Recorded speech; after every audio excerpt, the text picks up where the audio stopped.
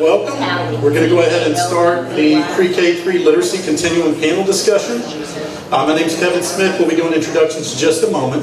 But I want to start by thanking Dr. Wright again for a wonderful overview of their work, both in pre-K and K-12, really. And it certainly has been a pleasure to work with the state of Mississippi, and just a great partnership with them, and good friends as well as good people, and that's always important. So thank you again. My name is Kevin Smith, and I'm with Rel Southeast. We're here today to I'm leaning on some partners, which is good. We're going to go ahead and introduce our panelists, or have them introduce themselves. They'll do a much better job than I could. So we'll start with Chris Dwyer. If you could say a little bit about yourself. Sure. I've been introduced to this group twice already, Kevin. I need to learn more. Yesterday I did the sessions on data literacy, and also introduced something from our Mid-Atlantic Comprehensive Center, a needs assessment with ESSA. So I know, because we know some of the questions that were asked that we're going to try to respond to. I'll try to call on some of my other work that I've done, which is, my background is really early childhood, early literacy, but I've done a lot of work also with parents and in the public policy arena, so I'll hope to bring some of that into our questions. That's awesome. Thank you, Chris. An old friend of the group, and we're glad that she's here. My background is not early childhood. I'm more K-12, so that side of things is not unknown to me, but certainly I'll learn a lot in this conversation as well. Okay, next up we have Dr. Marcia Kasanovich. Hi, I'm Marcia Kasanovich. I'm with the Rel Southeast. My background is teaching. I'm a pre-K teacher, first grade teacher, third grade teacher in literacy. And I was at the Florida Center for Reading Research for many, many years as the director of curriculum and instructional projects, where we reviewed reading programs. We developed the student center activities that are on the website, and now I'm in North Carolina, but still with the Rel Southeast, and happy to be here. And so I'll bring a lot of teaching curriculum type information to this panel. Excellent, thank you, Marcia. How many of you guys have seen or used the FCRR student center activities? A lot of people in the room. I can't go anywhere nationally and mention I'm connected with FCRR without teachers saying thank you so much. We really appreciate those, so thanks, Marcia, for that work there. Very well known. Excellent. And Cheryl Turner, if you could introduce yourself. Thank you. Hi, good morning. I'm Cheryl Turner. I'm with RMC Research. I wear, as many of you do, many hats. I'm here as part of the Southeast Comprehensive Center, but I'm also Rel Southeast. Marcy and I work together with the Early Childhood Partnership. And kind of thinking about what everybody brings to the table. I guess mine is more technical assistance. I was at FCRR and worked with the National Reading Technical Assistance Center. And hopefully today we'll be able to share a little bit more about technical assistance for you as you're working with your districts on some of these issues. Excellent. Thank you, Cheryl. And my name is Kevin Smith. As I mentioned, I'm a former elementary, middle, and high school teacher and literacy coach. I've also worked at the Florida Department of Education for 7 years, supporting many of the literacy initiatives that are similar across many of our states for reading and literacy, and I've been working at the Rel Southeast for 4.5 years now, which is crazy for me to think too, but very glad to be here, and again, looking forward to listening to their responses. Now, one cool thing about this session is, and I've done this on many different conferences, you actually submit a couple of questions in advance. You guys remember doing that? You typed some questions in. You were asked to do that. Maybe you do, maybe you don't. We all did it. It was required part of registration. We actually took those questions and merged those into this session.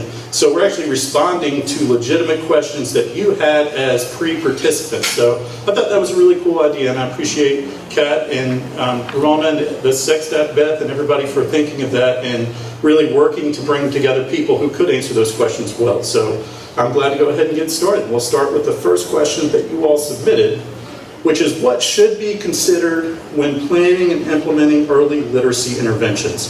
So I'll start with our panelists. You mind sharing a response to that question? Thank you. And I think we're going to talk at this from sort of the continuity of the ages across that continuum. Yes. So I'll start with the preschool, because a lot of times I think in preschool we don't think about interventions in the response to intervention or multi-tiered support, and it's more of a maybe an emerging idea as literacy has become more on everyone's minds. In fact, there's a really good briefing paper from a couple years ago that NAEYC did about response to intervention in preschool to kind of set some of the tone for what are some of the things to think about. When you think about what response to interventions really are, it's high quality teaching responding to children's needs. So you think, why wouldn't we want to do that in preschool as well? You know, as it relates to literacy, it's really important because one thing we know from repeated research is that there's a significant continuity between those emergent literacy skills and later reading difficulties. So children who are going to be at risk for reading difficulties, we heard about the third grade guarantee from Dr. Wright. We know some of those needs fairly early on. Those of you who followed the work of the National Early Literacy Panel a couple years ago, the key predictors coming out of their meta-analysis of research were in preschool print knowledge, phonological awareness, and oral language, right? Those were the three key predictors. Well, some more recent research has shown that, and I'll read this sentence to you, different emergent literacy skills are differentially predictive of different components of reading, right? So this is modular. Children who have emerging difficulties in any of those areas will need some specific intervention in those areas because they're at risk of likely to need those specific interventions. And usually we think of the kinds of interventions at preschool would be either those that are related to code-focused work, print and phonological, or meaning-focused work related to language, vocabulary, and comprehension. So there was some work done by Christopher Lonigan and colleagues just about 2 years ago that looked at lots of different combinations of intervention activities at the preschool level, and it's pretty clear, it was in fact surprising because they did not predict this, that the interventions are very specific. So a child who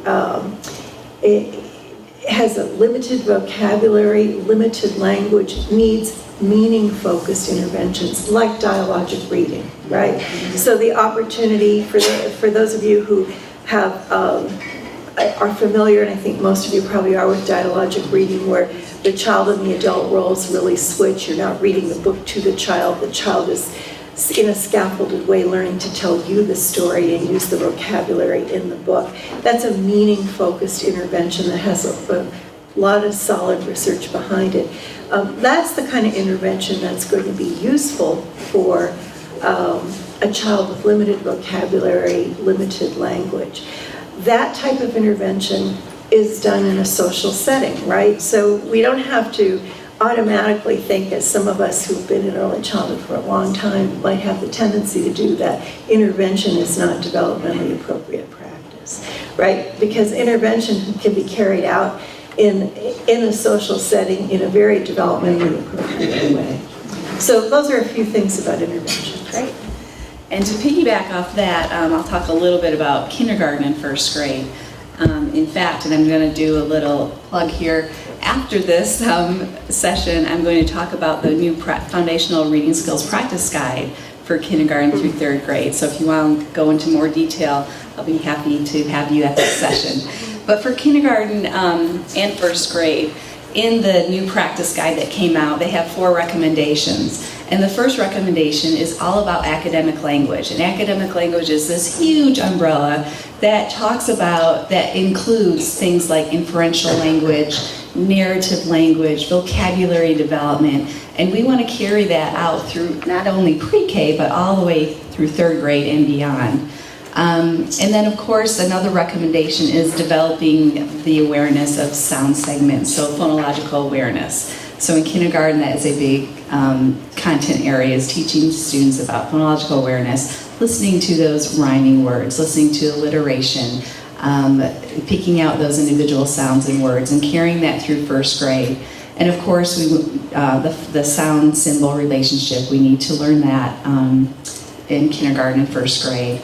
And then in first grade, starting with those, learning some sort of decoding strategy of how to read those words. So that's some of the content that needs to be thought about in kindergarten and first grade. And of course, listening to reading, listening to a teacher read, helping to model that fluency that we want to build upon in first and second and beyond. But some other general things, not general, but across the board type of things to think about is the assessment at the beginning of the year. Making sure we're focusing our interventions on those students that need it. So doing some sort of screening at the beginning of the year to see who really needs that intervention, and to continue that ongoing monitoring of their progress to make sure, well, you know what, these students have made it. They don't need to be in intervention anymore. Let's get them out of there. So that whole idea of differentiating instruction and making sure we're meeting the instructional needs of each student. And then making sure, I think Chris mentioned, having high quality teachers that are very skillful and knowledgeable about the reading process. So they really understand how reading is taught and how to scaffold that instruction for students. And then finally, thinking about the schedule, right? The principals have to think about how to schedule these interventions. That's a really difficult thing to do. So getting a team together to help think outside the box, right? Think about how we can be creative with the school schedule to make sure we're meeting the needs and getting these interventions in during the school day.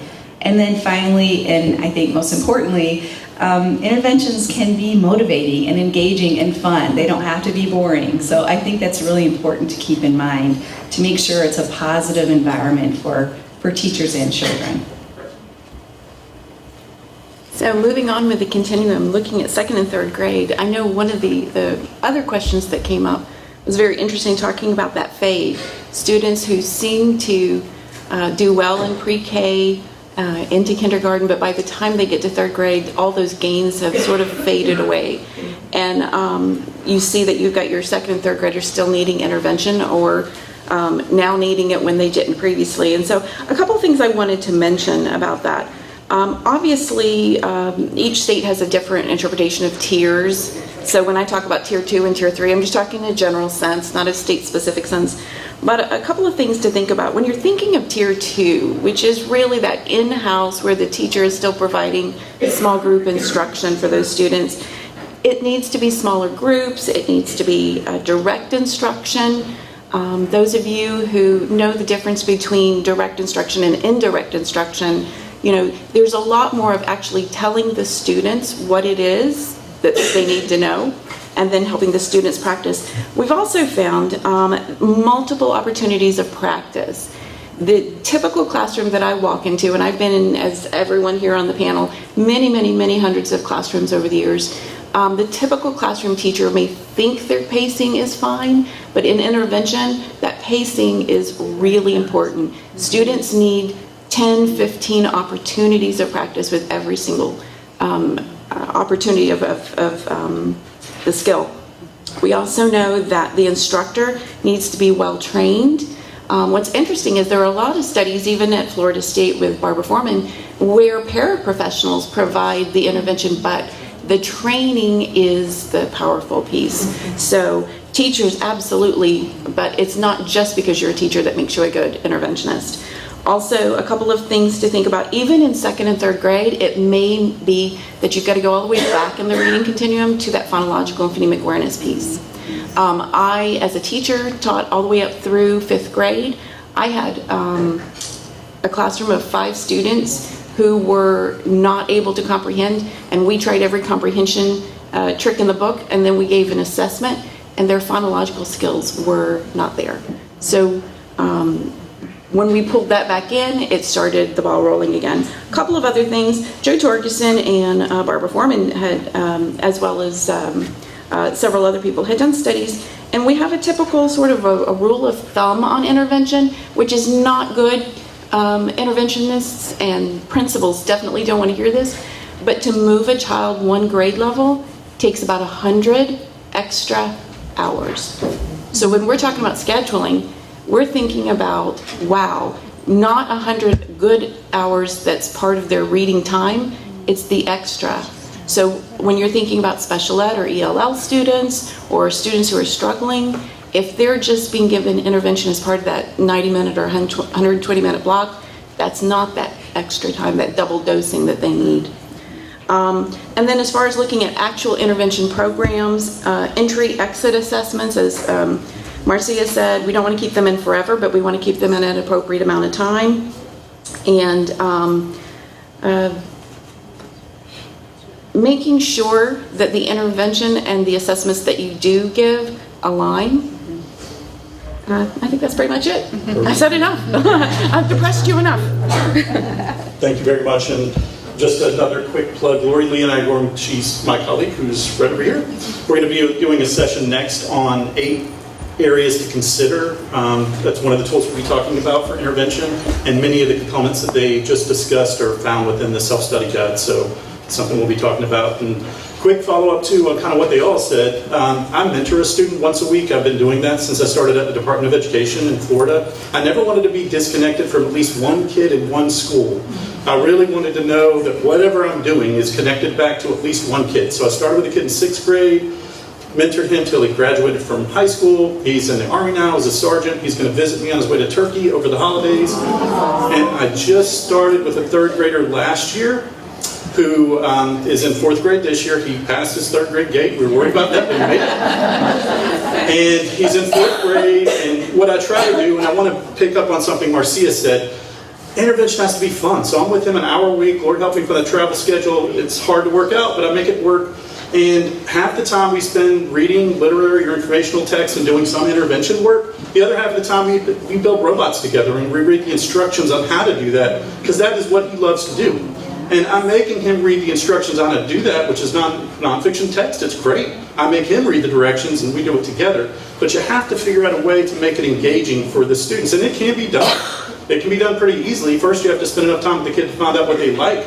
But once you figure that out, if you have the time and ability, you really can make it fun for the kid. And then they learn an incredible amount because they're doing something they want to do. So whatever you can do on that end, I strongly recommend. But I also recommend for you all to go out and find a kid and mentor. I'll get off my soapbox, but if you can make it happen, do. Because as Cheryl just said, the closer you can get to one-on-one, whether it's a paraprofessional, whether it's you in your role, with that one kid a week, it really helps an incredible amount, because the teachers themselves, they can't get 100 extra hours in. I taught for a long time. There's no way to make that happen. And in school schedules, it's really difficult to make that happen. So someone outside of the school day coming in can really make a big difference in these kids' lives. So I'll get off my soapbox and move on to the next question. But if you can make it happen, do, because the kids need you to do that. Okay.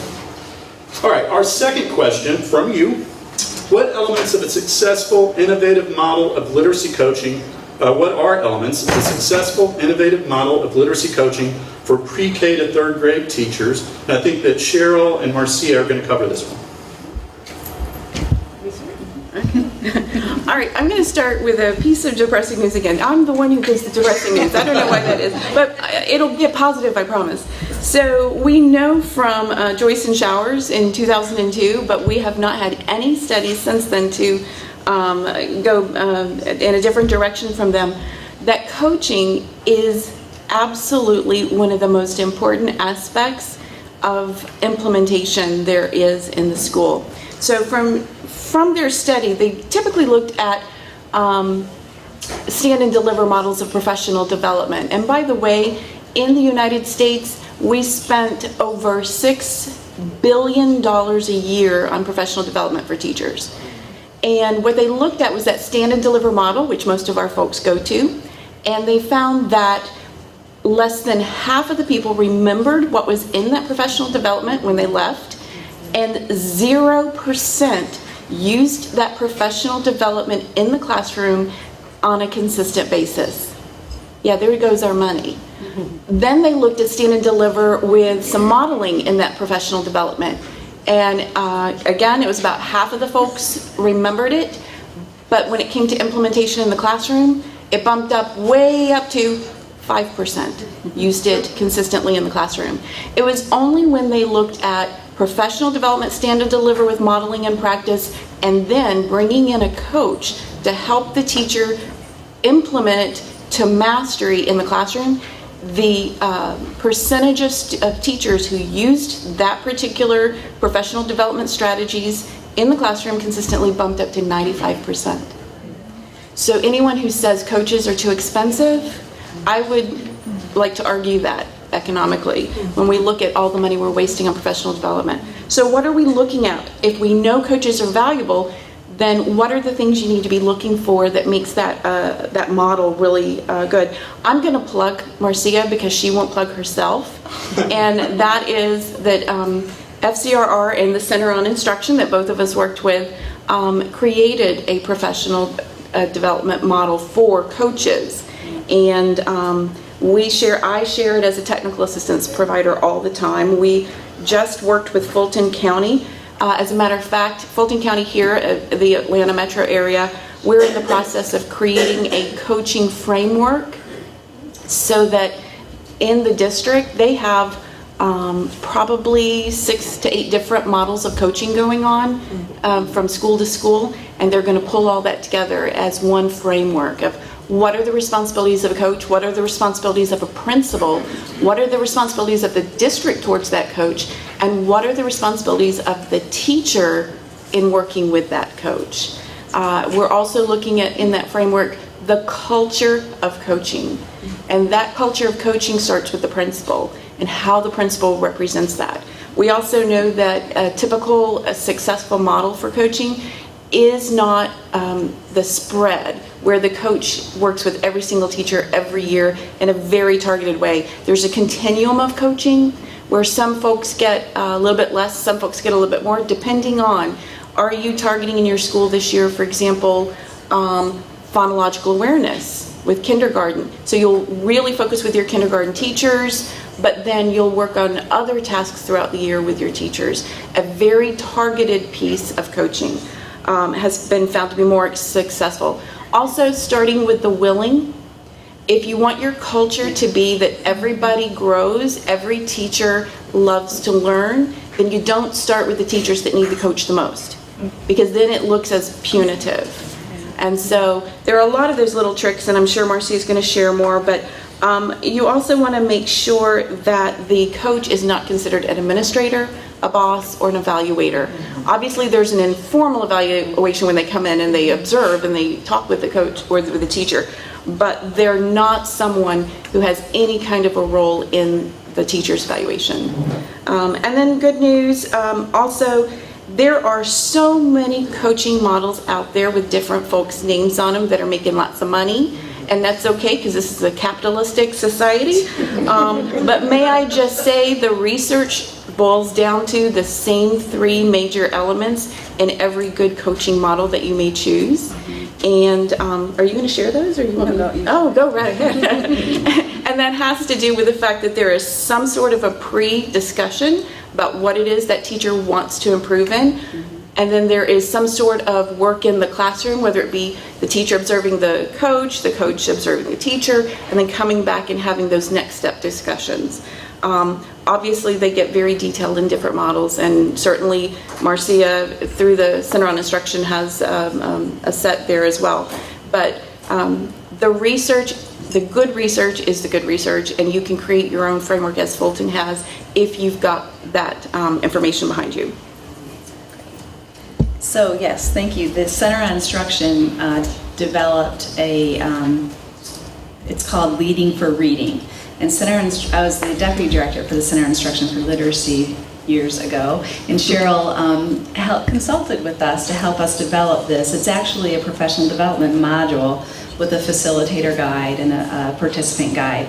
And even though the Center on Instruction is no longer, all the great materials that were developed are still available. So it's a really nice site that has a lot of great resources. So if you haven't checked out Center on Instruction, I encourage you to do so.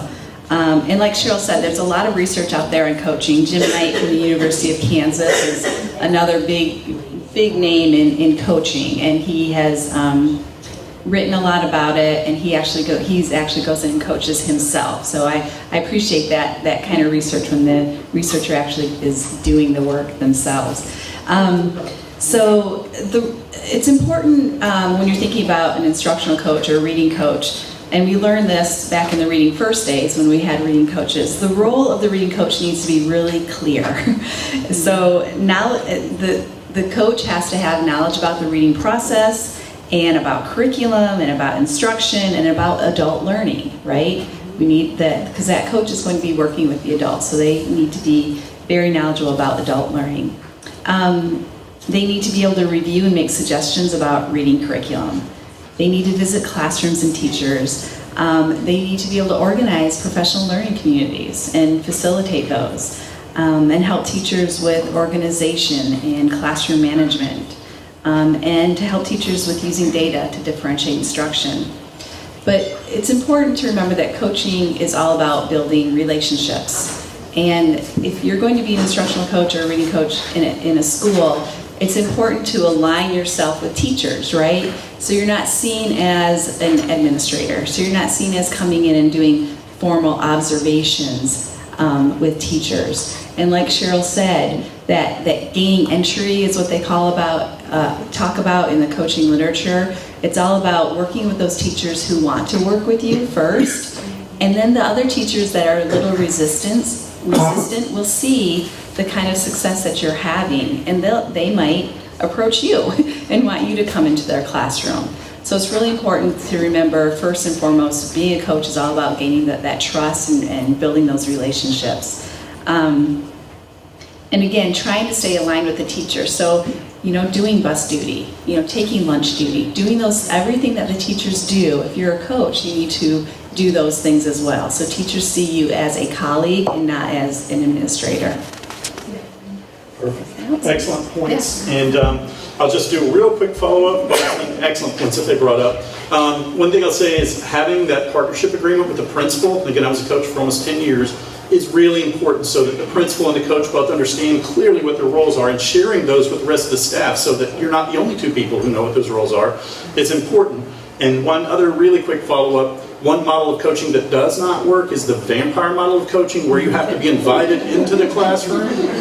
You have to come up with a schedule so that you're working with someone, but you can't wait just to be invited in, because then nobody's going to take advantage, or few will. So just keep that in mind. Excellent points. Okay, our next question is for Marcia.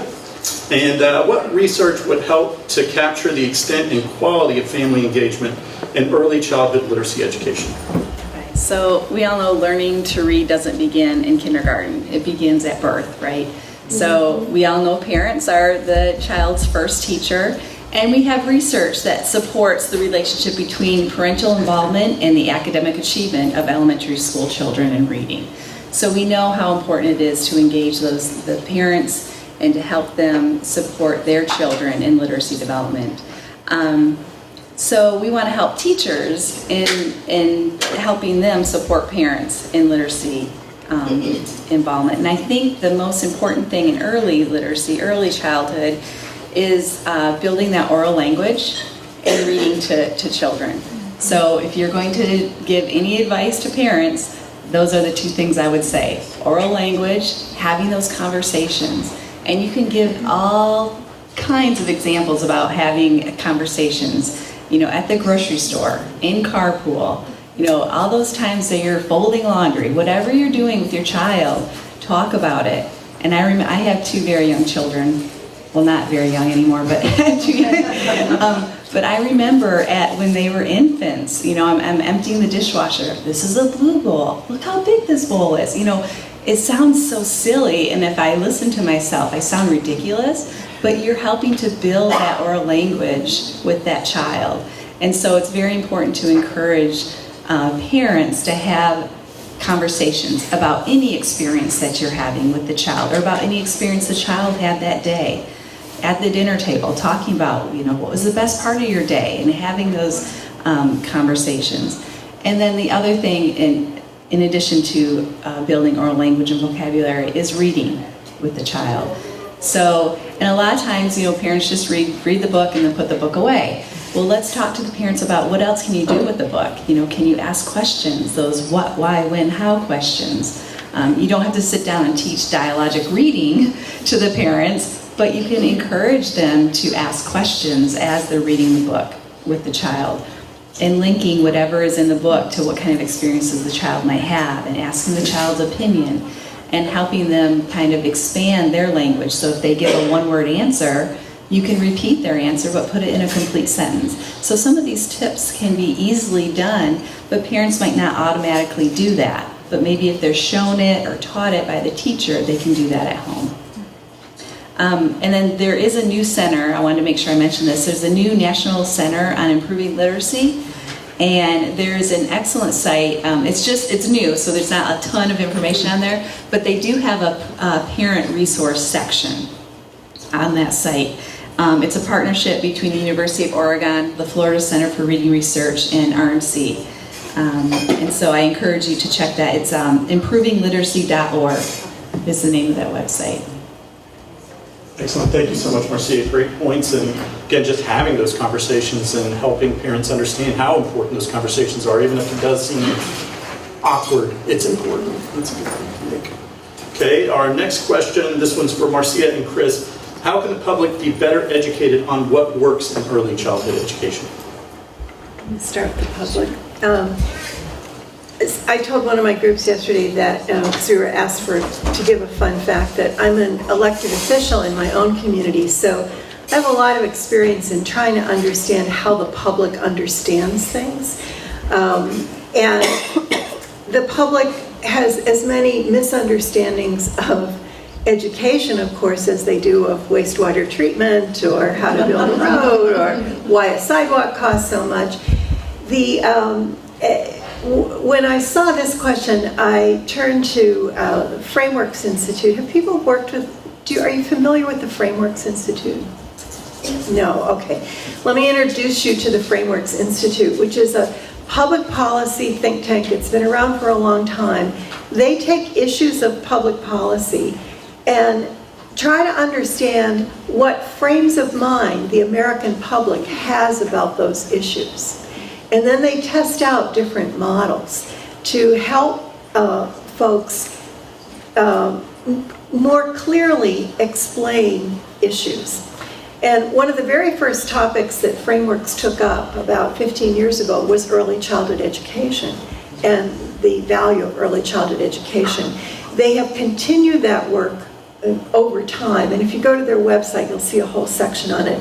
But I thought it would be really instructive to just read you a few things from one of their briefs about early childhood, because as you all know, the rest of the world is way ahead of us, right, on early childhood education. So what is it about the way our broader public understands child development that is so challenging for us to kind of break through? I'm just going to read you a few excerpts. Americans have only a loosely organized model of early childhood development, leaving them to view what happens inside the child as a black box. And this in turn makes them especially vulnerable to default habits of thinking. And it makes it more difficult for them to assimilate coherent approaches, our coherent messages about early learning. So now this comes from hundreds of interviews, from focus groups, from content analysis of newspaper articles, etc. When most people are asked to talk about young children, they relate them to sponges, blank slates, precious objects, young plants to be nurtured, clay to be molded, empty vessels to be filled, etc. So you can, think about that list and think about how those have consequences for what people are thinking about that's necessary for healthy child development. And most of those metaphors and models don't take us very far or don't work very well. So what Frameworks has done is developed a series of kind of big ideas and messages that are fundamental in how we talk about children, how we talk about what early childhood education is about, how we talk about the progression of early learning. I want to share a few of them with you.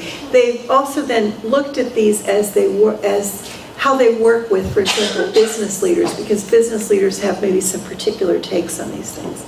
So here are some of the messages that they have found help to turn some of this thinking around. The first, and you'll see this throughout, child development is a foundation for community development. That children become the foundation of a prosperous and sustainable community. So it's foundational.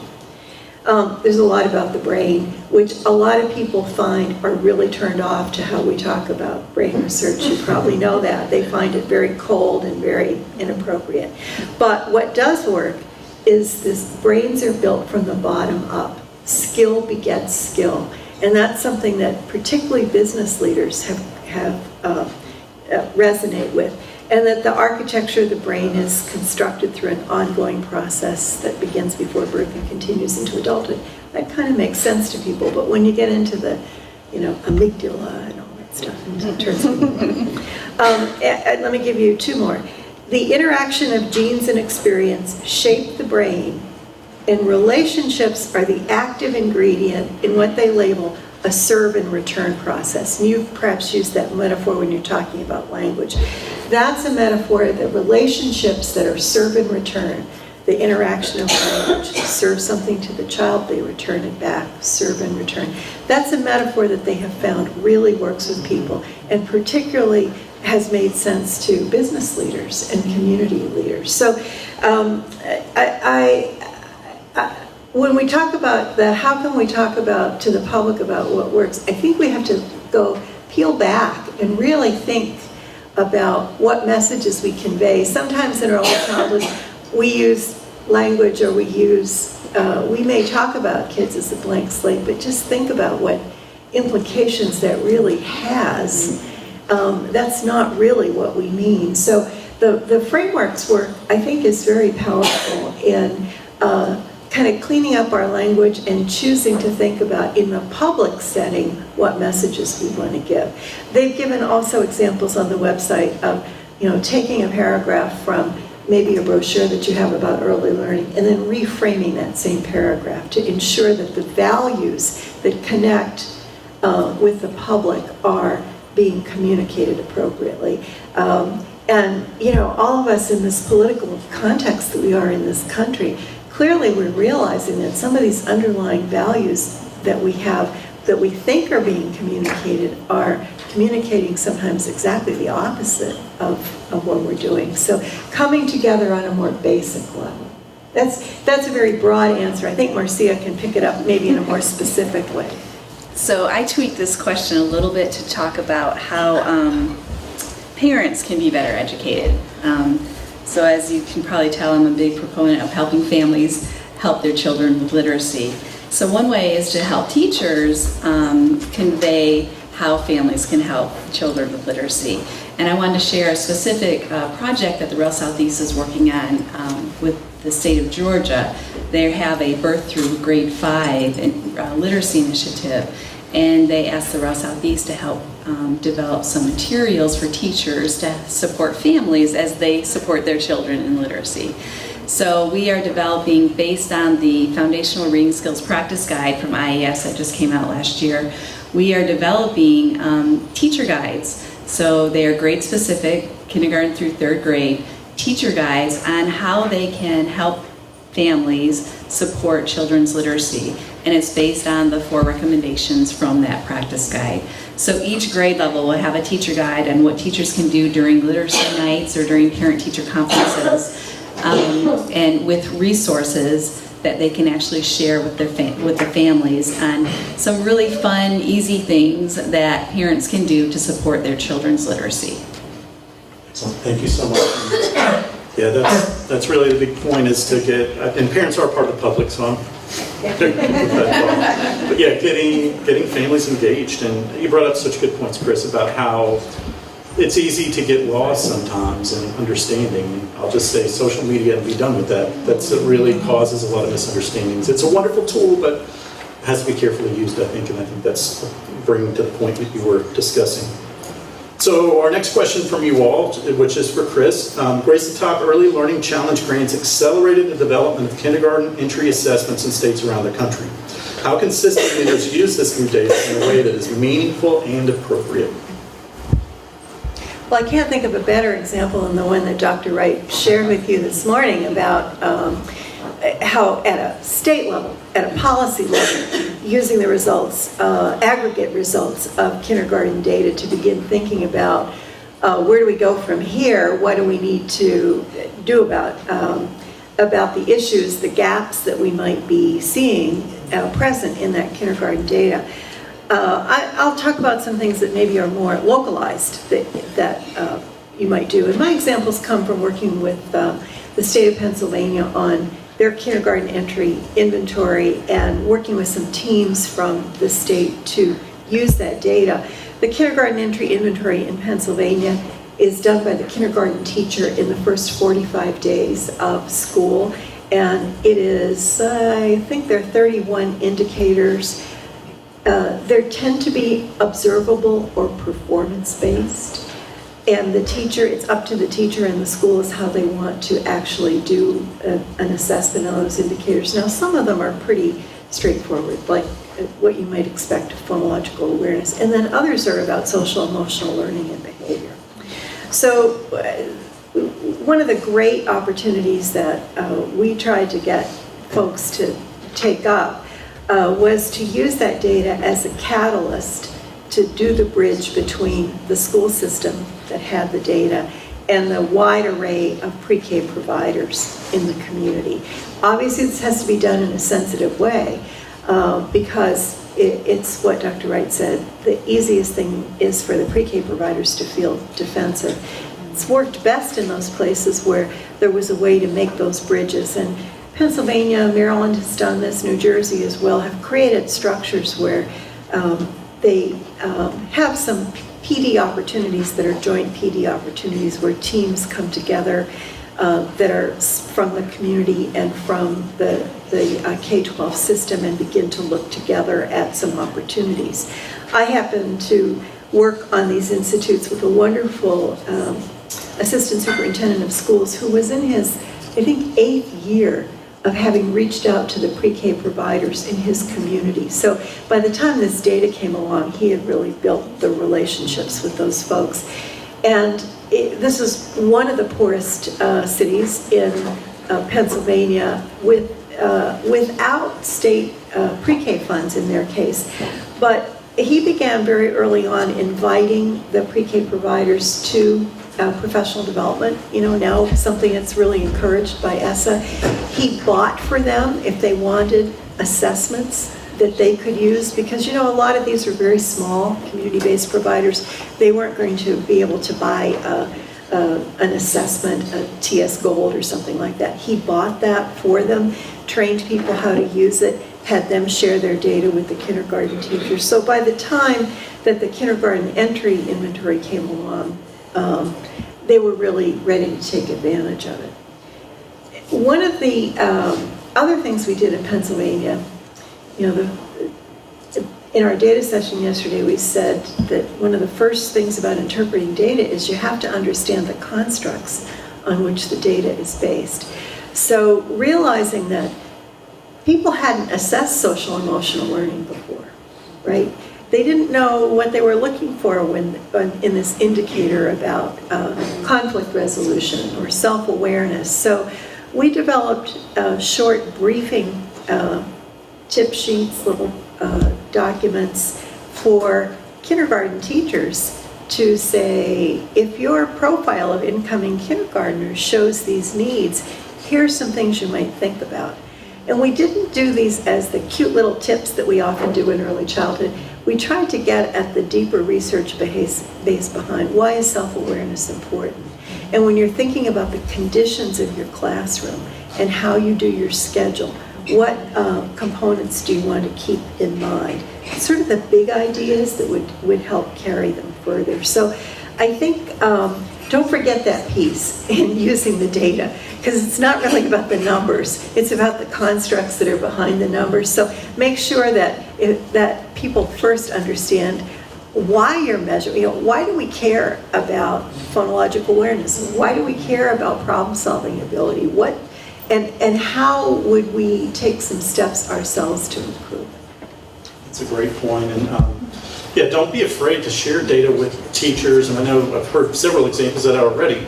They will rise to your expectations if you share that with them, and students as well.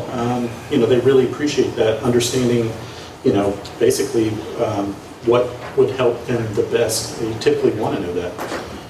Okay, our next question, which is for Marcia and Chris. How can educators and community stakeholders work together to educate parents about the importance of early literacy learning? Okay, one thing would be important is for a school leader to actually work with families and teachers and talk about a type of needs assessment. What kind of needs do we have at the school? What are our interests? What are our ideas with working with the community? So you have some sort of baseline from which to work and to plan. You could also collaborate with higher education institutions to infuse parent, family, and community involvement in education. You could develop an outreach strategy to inform families, businesses, and the community about your school. But then regularly evaluate what you're doing to make sure it's meeting what your needs were from the beginning when you set out. Some specific ideas, working with libraries. A lot of schools work with libraries. Or doctor offices. I know Dr. Barbara Foreman talks a lot about in Texas, where they formed a partnership with pediatricians, where the pediatricians would hand out books during the well baby visits, or the yearly visits. Bookstores would be another good idea. There's a bookstore, my father owns a bookstore in Michigan, and he is setting up a tutoring program at his bookstore, collaborating with the school. So I think, again, starting with the needs assessment at your school and talking about what your school needs and working from there is a good strategy. Well, this question made me think about intergenerational literacy, and I and a lot of my RMC colleagues worked for years with the family literacy programs, the Even Start programs that served high poverty, low literacy adults. By the end of Even Start, which lasted about 20 years, about half of those adults were newcomers. They were English learners themselves. And one of the things we really learned from working with those parents is that we needed to draw very explicit connections between early literacy, their own behaviors as adults, and success in school.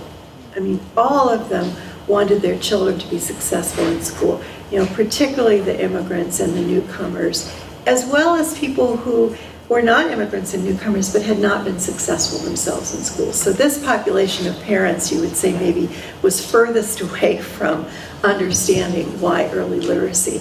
And early on, we developed something called the Parent Ed Profile, which is an instrument where we took the research about parents' influence on children's literacy, and we developed it as a curriculum framework with different levels of progression.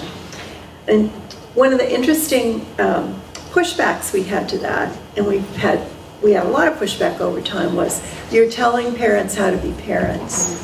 You're interfering with their culture. Maybe in this culture parents don't speak to children.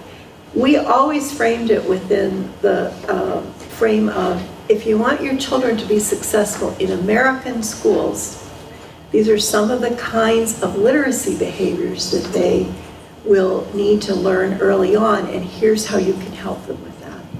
Parents had absolutely no problem with that. Parents from any culture, parents from any poverty level, parents who had had any bad experience themselves in school, because they all wanted their children to be successful in school. And one of the things that we had to really help family educators get over was the idea is these are skill sets, right? Parents can learn to do these things. If you don't believe that parents can learn to do these things, you shouldn't be in this job. If you're a family educator and you're reluctant to tell a parent that who is just yelling at their kid all the time, one-word commands, that that is not going to help your child in terms of how they understand language and the serve and return we just talked about, then probably you're not helping them very much. You're doing a home visit and you're just kind of watching what's happening and probably complaining about it later. You're probably not really seeing this as a skill set. So over a 20-year period, we use these tools, but what I take from that is we've got to be really explicit about the connections. One of the best activities I saw in a program was a program that really wanted to help their parents understand the connection between what they were doing with children and the standards, as standards started to become more important. They took a photo every day of each child and had the parent identify what was that child doing and what standard would that connect to. And so parents at the end of the year had a full booklet, and then they made these into booklets. They had a full 200-day booklet of 3-year-old activities and how that was connecting to what their children would be doing in first and second grade. It's just an incredibly powerful activity. But through all that, I would just say we've got to be very explicit about those connections because they're very obtuse. If you look at like our standards language, and that comes to a question later, but I define most principles to draw the straight line between what you have on your 0 to 3 standards and how that connects to your standards later on. Why am I doing that? What is that going to connect to? We haven't been very explicit about those connections. Those are excellent points. And community and culture, being explicit, those are really important, especially with early childhood education. Just a quick time check. We have a little less than 10 minutes, and we have 2 questions left. And they're really important questions. Chris just alluded to one of those. So I'm going to go ahead and move on to the next question, which is for Cheryl and Chris. How can those in early childhood education best collaborate with K-12 at the school, district, and state levels? And we heard Dr. Wright mention the importance of that in her conversation just a few moments ago. So if you guys don't mind sharing a little bit on that. So again, I'm starting negative. What is this? I'm not sure. But obviously the question means that there is an issue with this, and I don't think any of us in the room would dispute that. I think we're doing a lot better in this area of collaboration, but yesterday several people talked about the silos and the different areas, and we do have it at the state level, at the district level, and even within the school level. So moving positively here, what are some things that we can do that would sort of break down those silos? We had some great examples yesterday. I wanted to share something that's occurring in Florida right now, and it's just at its infancy stage, but there seems to be a lot of excitement and a lot of hope about that. And the folks there, very similar to many of your states, there's the Department of Education, then there's a separate department that works with early childhood. There's Head Start, there's all the different community and government agencies that are trying to do things, but they haven't really had that long conversation. And so what Florida has done is they have created a transition to kindergarten focus group. And with this focus group, very interestingly, they hired professional folks to come in and corral us all, if I can say that best of all. And the goal was to come up with 6 areas, or 3 to 6 areas where we really wanted to look at how we can collaborate amongst all of the different agencies from the state to the local. And we had folks from the Florida Department of Education Early Childhood Office, Title I, Head Smart, Early Learning Coalitions throughout the state, which included, again, like I said, Title I, Special Ed, the different agencies. What was interesting was the folks came together, and it was amazing to hear everyone say, this is one of the best things I've ever been to, because we actually get to sit and talk with each other and really get to say the great things that are going on in our agencies, and then start looking at the commonalities and start looking at creating an action plan. And so, as I said, they're at their infancy stage, and they have gotten to the point where they have developed a draft action plan, and now they have broken that focus group up into those 6 areas, and they have work teams throughout the state that are each working on one of the 6 areas. And they're looking at those strategies that were created during these meetings for each of the 6 areas. One of them that I find very interesting, communication plans at the state and local level. So how are we communicating amongst all of the stakeholders? Another one, data sharing plan. How are we sharing our data in order to best decide the needs of the students? Tools and resources for families and children and pre-K providers, whether it be public or private. Developing skills and measures for social and emotional. And then what's very interesting there is finding a commonality from preschool, I guess, looking at social emotional the way the preschool does versus how does kindergarten look at it. What we found most interesting and has not yet been discussed is, so here's what pre-K is saying they're doing. What is it that kindergarten needs?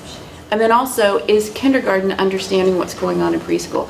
Making that next connection. And so the reason I share that example is simply to say there are ways that the state can lead the districts and the communities into putting these collaborations together with the K-12 schools plus all the different agencies. I think that's a really good example because ESSA requires in the Title I planning, whether or not you have, you're using your Title I funds for pre-K, requires transition plans. So that's something that will be on everybody's radar screen. I think ESSA really brought this to the fore, certainly did for the Mid-Atlantic states, in this feeling of frustration that they weren't, the early learning people didn't feel they were being understood very well by the K-12 people. And they did kind of have some envy, some of them, of the states that had this 3rd grade guarantee, because they figured that was at least a way to bring the attention to the value of early learning. But in the dialogues that we had with them, people were very cautious about not overselling the return on investment of early learning because of the cost of quality. So making sure that these dialogues were very realistic. I'll give one example. I worked with, in New York, New York State, there is an association of superintendents and principals who are interested in early childhood. Even they, however, had trouble figuring out how to make this conversation more real. And so part of the task was identifying for them and with them, unpacking the mystery of early childhood.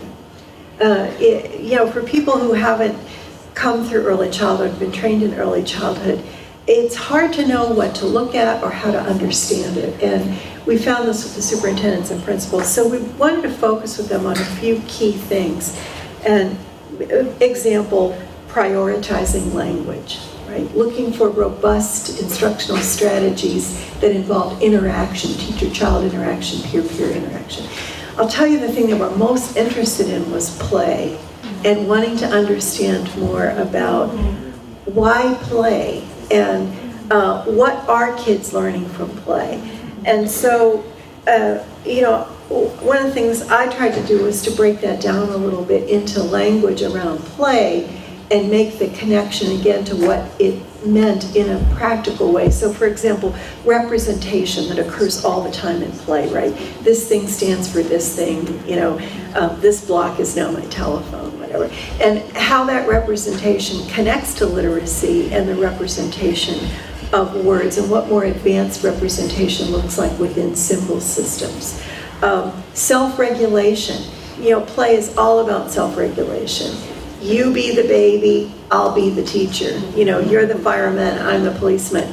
And kids, as you know, in play, begin to do the roles and then can self-regulate. Some kids can't do that and they need a teacher's intervention in play. So the self-regulation behaviors that become terribly important when kids are in 1st grade and we're trying to get them to focus, right, and pay attention. Vocabulary. And also repetitive skill play. You know, the kinds of things, what do we want to introduce into play that kids will do over and over and over again, but they wouldn't think to do it if you were trying to do it on a round table and the teacher was making them do it. So identifying some things in play, those really spoke to the administrators who could then understand why that preschool shouldn't just look like a first grade. Especially important because New York now is public 3- and 4-year-olds, and those classrooms are in school buildings. And those teachers are under the aegis of those principals. So we really wanted to intervene and make sure that the principal had some, I'll tell you the other thing that was great is we had some superintendents who had become really knowledgeable about early learning. One superintendent who left his job and went to Reggio Emilia to be fully trained. And so to have like just a handful of superintendents in the state who could talk to their peers about things like this is critically important. It's really excellent. Just bringing together a group like this is important too, so that you guys can talk about this. And we're right at time, so with this last question, just one nugget, one sentence that you can share with the group. And it's for all three of you. How can educators be assured that research-based practices and early literacy interventions are effective? So we'll start with Cheryl. One quick nugget for the group. As was mentioned this morning, check the data. All right, check the data. Marcia? Make sure the curriculum you're using has evidence to support it. Excellent point. Excellent. And Chris? No silver bullets, early and often. Early and often. Excellent. How about a round for our...